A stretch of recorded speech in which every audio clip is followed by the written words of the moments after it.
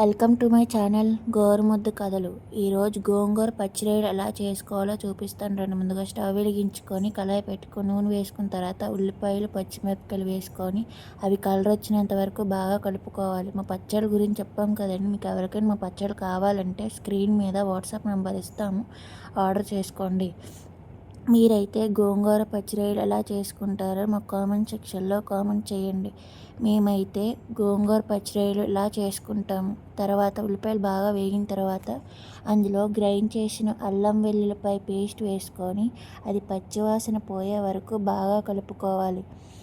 ఆ తర్వాత తగినంత కారం కూడా వేసుకొని బాగా కలుపుకోవాలి. ఆ తర్వాత అందులో గ్రైండ్ చేసుకున్న టమాటా పేస్ట్ కూడా వేసుకొని ఆ టమాటా పేస్ట్ బాగా కలుపుకోవాలి. ఆ తర్వాత ముందుగా వేపించుకున్న రొయ్యలు కూడా అందులో వేసుకొని బాగా కలుపుకోవాలి. తర్వాత కొంచెం సాల్ట్, పసుపు వేసుకొని ఆ రొయ్యలతో పాటు బాగా మొత్తంగా కలుపుకోవాలి.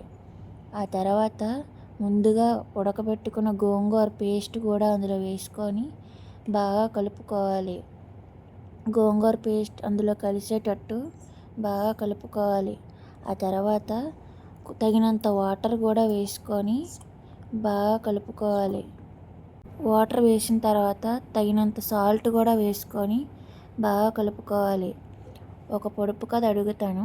ఆకాశంలో పాములు మీకు తెలిస్తే నా కామెంట్ సెక్షన్లో కామెంట్ చేయండి. రేపటి వీడియోలో దీనికి ఆన్సర్ నేను చెప్తాను. అందులో కొత్తిమీర, గరం మసాలా వేసుకొని స్టవ్ ఆఫ్ చేసుకోవాలి. Thank you so much. Bye bye.